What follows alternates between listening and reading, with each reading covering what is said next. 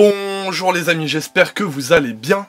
Nous sommes actuellement début novembre, c'est donc bientôt le 11 novembre, date de l'armistice qui a mis fin à la Première Guerre mondiale.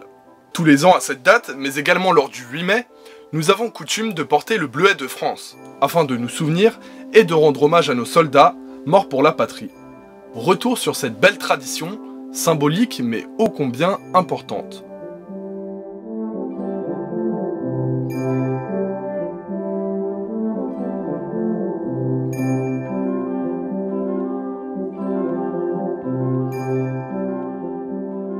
« 1916. Charlotte Malter et Suzanne Lennart, veuve d'un capitaine d'infanterie, tuée en 1915, assistent impuissantes aux souffrances des blessés dont les hôpitaux français sont remplis. Au contact du plus profond désespoir, ces deux femmes vont redonner courage à tout un peuple. Elles décident de mettre à profit ces hommes, détruits, mutilés, mais encore en vie et désireux de se rendre utiles. Dans les hôpitaux, elles mettent en place des ateliers où les blessés confectionnent des bleuets dont les pétales sont en tissu et les étamines en papier journal. Mais alors, pourquoi le bleuet et pas une autre fleur? Eh bien, il faut savoir que les bleuets, ainsi que les coquelicots, continuaient à pousser dans la terre des champs de bataille, pourtant quotidiennement retournés par des milliers d'obus durant la Grande Guerre. Imaginez, vous êtes soldat planqué dans votre tranchée boueuse, cerné de fumée grise et de cadavres. Un monde en noir et blanc, seulement illuminé par la présence du bleuet. Dans le jargon militaire, c'est sous le nom de bleuet qu'on désignait les soldats de la classe 17, c'est-à-dire qui étaient nés en 1897, lorsqu'ils arrivaient sur le champ de bataille du chemin des Dames. En effet, leur uniforme bleu et encore intact contrastait avec celui des vétérans, sales et défraîchis.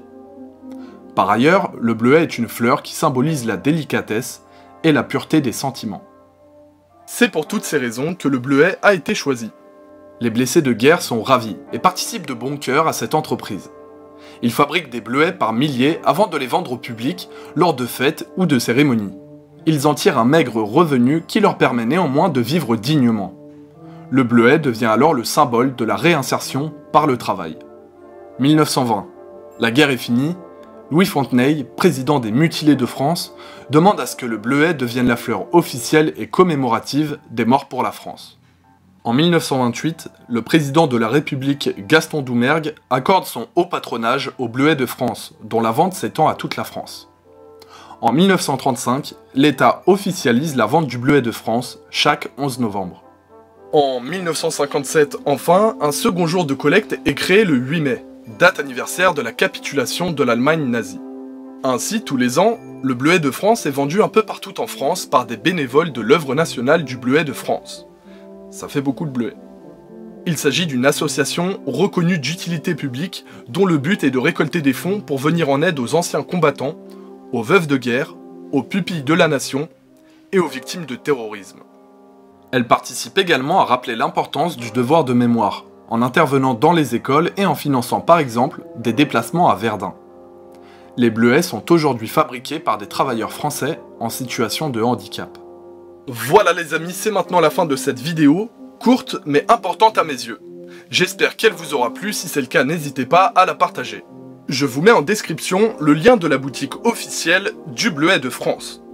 Je vous invite vraiment à vous en procurer un et à le porter fièrement.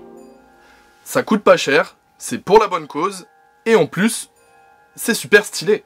Donc, pas d'excuses. Quant à moi, je vous dis à bientôt, et portez-vous bien.